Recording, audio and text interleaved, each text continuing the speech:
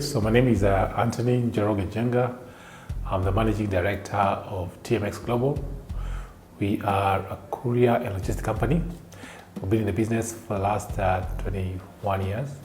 TMX initially, as we started as a courier company when we were launching, but initially at that time, the licenses for CCK were very high. Now it's called CAK, Communication Authority of Kenya. For you to start an international courier company, you need to pay $10,000. And to start a local courier company, you are supposed to pay 20,000 shillings. So we opted to start with a messenger service. That's how TMX started. And of course, over the years, we've been in the messenger space. Then we went on and started now doing logistics. That means moving of cargo from one country to another, maybe from Kenya to Uganda or Sudan. And eventually we started partnering with the big players, the DHL and the FedEx of this world. So we started bringing cargo from abroad, and courier and cargo from abroad. And that's the space we are in, and we've been at it for a long time. Of course, being in that industry, and of course there are very many challenges in the logistics space. One of the biggest challenges is documentation. There's a lot of procedures for you to be able to do any import. And hence, and of course, when you get cargo, for example, one time I was importing a cargo for a Chinese guy who paid me quite a bit of money.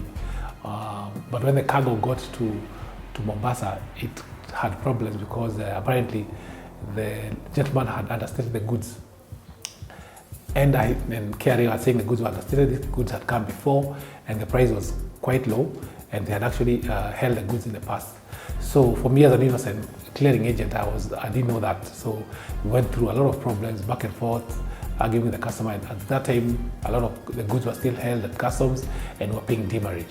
So with those problems, the customs issues, and of course issues of taxes, sometimes you find you bring goods, the authorities will say the goods are understated, or you bring goods, they'll say maybe the goods they don't conform to the Kenya standards. All those are the issues that we face in our space, and hence we're trying to find a solution to be able to alleviate that challenge. That now brought of course, now based on remember the challenges I was facing in the industry. One, sometimes customers will buy goods from maybe like China. They don't know whether those goods are legitimate or fake. Now, that issue of transparency becomes a key one. Now, two is the issue of documentation. Before you even bring in any cargo from abroad, you need to be able to understand what are the documents that are needed. Now, that's an issue of an open source system. So those are the issues. And of course, when it comes here, how do you be able to challenge a system? For example, we have what is called a tariff system in Kenya or any country in the world. So how do you challenge that tariff? If somebody says the figure you're giving me is wrong, how can you challenge that tariff? But with an open system and a tracking system, you can be able to say, these goods I bought them from here, this is a supplier, he's already logged in the invoice from abroad. You can easily confirm, and then maybe now, what are the duties paid? I can actually confirm the HS code based on your tariff. So it's easy for me to challenge. And even if, for example, you hold my goods in customs, I can actually even go and challenge the matter in court and show evidence because of the transparency and openness. And then if it's the issue of data, nobody will corrupt my data because I already have that information on my space. So for those reasons, and because blockchain is able to help us do that because of the openness, transparency, and easily tracking of goods, becomes an easy choice for me and in my space. One of the biggest challenges we face is anytime we have a new technology, we have the early adapters. The early adapters are people like me who will probably be able to see the opportunity. But we have the laggards who will, and usually we find that the authorities are usually the laggards. They're way behind, and they'll challenge anything that is new. Of course, one of the other things that people have lost money in the industry because it's a very new industry. You find there are many players, there are people who are fake, who don't have projects. There are projects that are running on blockchain, which people have put in so much money, yet there's no project. So those are some of the challenges. So, and of course, even in Kenya, people have lost a lot of money because guys are buying coins. Like you find somebody has bought a coin and it's been promised heaven, and apparently it realizes after a year or two, there's nothing, and so they've lost money. But then inside the fakeness, there are what is legitimate projects, which are like the projects we have, which are trying to solve a problem that is already existing in an industry.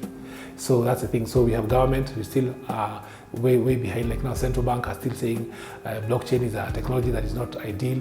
But apparently, one interesting thing is that the elections of the year 2002 election, the system that was running the elections was on a blockchain technology. And that's the reason why it was very difficult for it to be hacked. So while one part of government is saying this is not a good technology, other part of government is using it to be able to help in the electioneering system.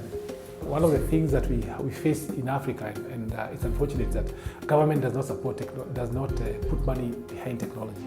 Because of we are always looking for money abroad to borrow to invest in other systems. But now, we have a very young population. That young population, the government needs to put a bit of money to enhance development. We have very many problems in Africa, and some of those problems can be solved even through blockchain technology. So government needs to put in money behind grants, and I'll talk about grants. Like now, I'll give you an example, the US market. A lot of money has been put behind blockchain by government and by individual